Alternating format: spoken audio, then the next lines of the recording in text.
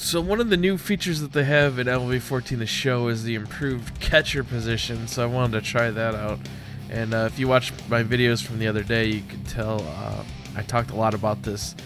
Your 5 flex points that you get to use in your 5 tools as a player, and that was the screen where you actually get to customize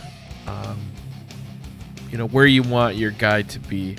And based on those flex points that you put in there, that will determine how easy it is to train those skills. So contact, hitting, power, arm, fielding, all that kind of stuff. So that's where you change that. Obviously, when you pick a player in the MLB, you get their tools. So that way, then when you create your custom guy, you can create them exactly how you want. Obviously, you could find a player in the MLB that fits the exact same play style that you want, so you could go that route, which would actually you can see with Mike Trout, when I picked him, you can start off with extra training or extra skills that you wouldn't get if you created a custom guy. So there's some benefit to that. So you can see me here creating my new guy. I'm creating a catcher. They've improved that position a lot this year. No longer do you have to sit there and call every single pitch for the pitcher. You only get put in the situations where you have to make a play on the ball, or someone might be trying to steal, or there could be a throw at home plate, something like that. So it's a little bit better. It's a little less tedious calling every single pitch from the pitcher. Unbelievably boring that was. But you can see they really haven't added anything to the player. Everything's basically exactly the same that I could see. No new hairstyles, no new facial hairstyles, no new accessories. Everything's basically exactly the same as last year, which is kind of unfortunate. I would have expected at least like maybe a new shoe style or something along those lines, but really there's nothing. The only thing that I did notice is that the stances are a little bit different now. Like they have generic 2-hand stances, generic 1-hand stances, and then they have the veteran stances, which are based off of players that they don't have license to use their names anymore. Also, it looks like there is a few more options now for some of this stuff, like walk-up. I don't recall there being a walk-up in MLB 13 The Show. I could be wrong, but I just haven't made a character in MLB 13 forever. One other thing that I noticed too was that based on what your batting stance was, a lot of these options for taking pitches, home runs, celebrations, that sort of stuff were a lot more limited than they are this year. So seems to be a little bit more options there, but overall, for the most part, it's exactly the same as last year, which that kind of sucks. But as you can see now with training, every time I add a point, the cost to add more points to that goes up. So you have to be very careful on which skills you update first, and making sure that you don't just spend all of your points in power or whatever, because it's going to cost you so much more. You'll get a lot more benefit spending those points and be able to bump up your contact by 10 instead of your power by 1. So there's a lot more planning ahead, I would say, for this. Most players are going to be more well-rounded than like just a dominant power hitter. So I kind of like that a lot this year. It's definitely going to take a lot longer to get your guy to be super good. And one thing that I've noticed, that it's a lot more difficult to play in the showcase game. I don't know if it's nerves or if the actual people that are playing in this game are better. But like pitching, the pitchers, for example, pitch a lot different in the showcase game than they do once you get to AA. And from what I heard, the AAA is pretty much the same. The pitchers in AA and AAA pitch how you would expect them to pitch, a lot more over the plate, not as erratic. They don't paint the corners. And then you go to the showcase game, and the guys are painting corners. The guys are putting it just outside, make you swing through it. They set up pitches by going high and then going low. So it's a lot more different. And here you can see that's what happens when you're behind the plate with the catcher. You actually have to put your glove in position. So there's going to be opportunities where like a guy like your pitcher throws a slider and it goes in the dirt and you got to get your glove down there and block that. I think that's kind of a cool feature. But after playing this guy for maybe 15 games or so, it does start to get a little bit boring just catching pop-ups, because that's really, for the most part, all you do is those foul, super high pop-ups behind home plate or just to the sides of home plate. The occasional bunt attempt where you got to run out and throw it down to first happens, and then obviously the few steal attempts that'll happen against you. Those are really all the fielding opportunities you get with being a catcher. So it's not the most fun position. It is a huge improvement over last year's catcher position, but it definitely seems like it still needs a little bit of work. But enjoy the rest of the game. This will be the first showcase game for my catcher. I don't know if I'll be able to get any more videos up today. I actually have to leave kind of early today for work and got some stuff I'm kind of busy with. But I will be live streaming tonight, 8 p.m. Eastern. And like I said before, expect to see me live streaming every Wednesday night and Thursday night, 8 p.m. Eastern, over on twitch.tv/Babe. So I'm going to try to get into that habit of live streaming those 2 nights for sure at 8 p.m. and then obviously random live streams here and there. But I just want to get that set schedule so you guys know, hey, it's Wednesday night, Babe's going to be streaming. I'm going to go out and watch him. So see you tonight, hopefully, twitch.tv/Babe, 8 p.m. Eastern. Enjoy the rest of the video, and we'll get some more up tomorrow. And yeah, see you tonight. Peace.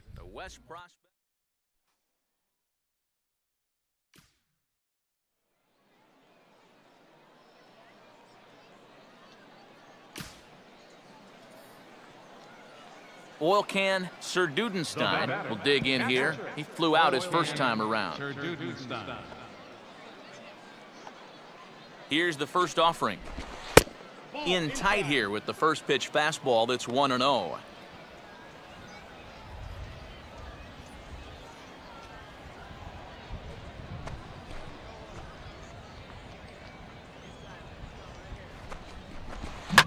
Hard hit towards center. Nieto is there, and he has it for the first out. And now this is thrown wildly, just getting it into the infield. Well, that was a nice stroke right there. He doesn't get the base hit, but I'll bet the scouts will still like the at-bat. Sometimes you just get unlucky up there, but when you're hitting the ball on the line with authority, you got nothing to feel bad about.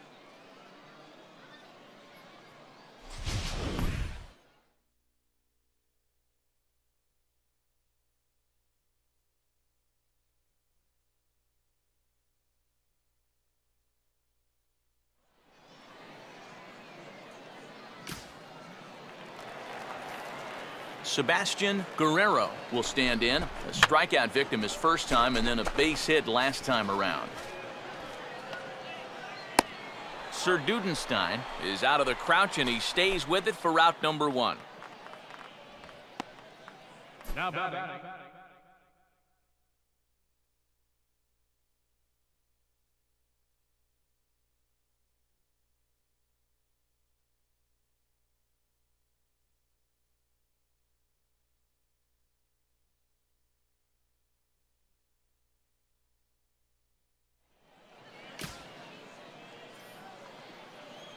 Oil can Sir Dudenstein will take another shot here. He's flied out and lined out in 2 trips.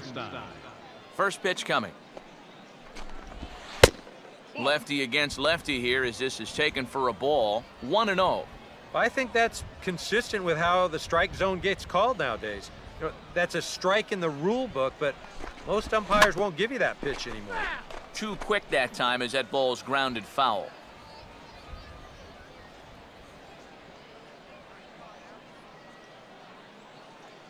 The 1-1.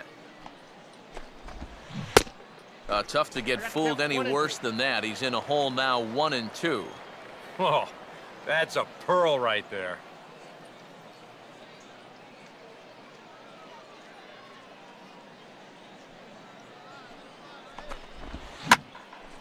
Swing and a ball hit foul as this will find the seats in right.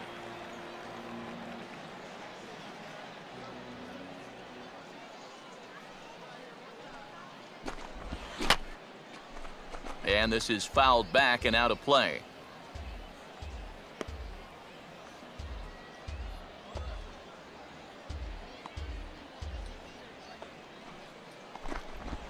To 2 balls and 2 strikes now.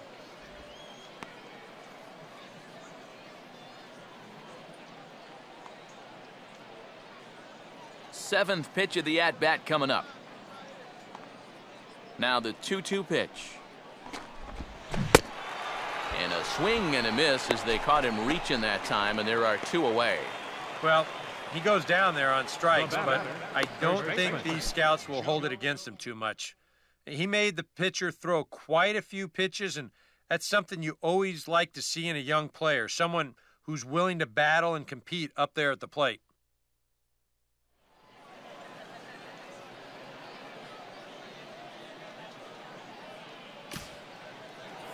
Kirk Sanchez will stand in another dangerous spot here in the inning as this ball game is hanging on the precipice of getting out of hand.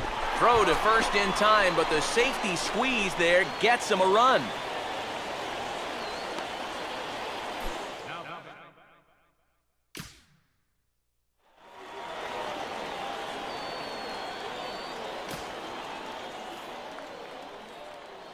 Oil can Sir Dudenstein will try again. 0 for 3 thus far.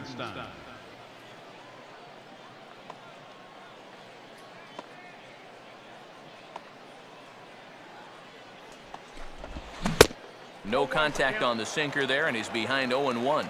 And you know, his changeup and sinker sort of do the same thing. They both drop off the table pretty good at the end. The only difference is he usually wants you to hit his sinker, and he wants you to swing and miss at the changeup. Lays off the sinker here, a ball and a strike. 2 sinkers down in the zone. No surprise what they're after here. Yeah, and this guy's no dummy at the plate. He knows exactly what they're trying to do. It's not like he just fell off the turnip truck.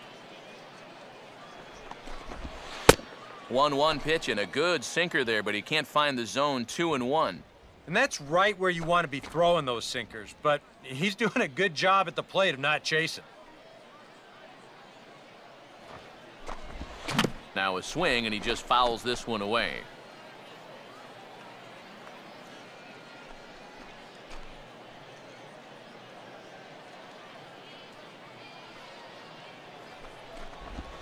Here's a ball hit foul down the third base line, so they'll try it again.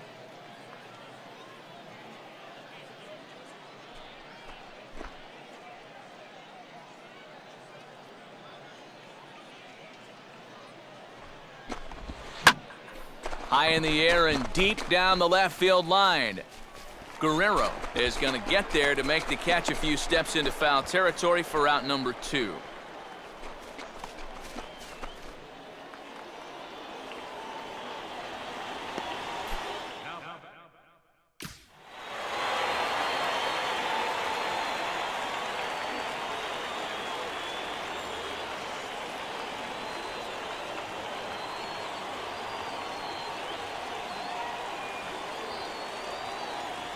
And fellas, as always, a few guys we could have chosen from, but out of everybody, that's the man who stands out in my book. He's our top player of the game.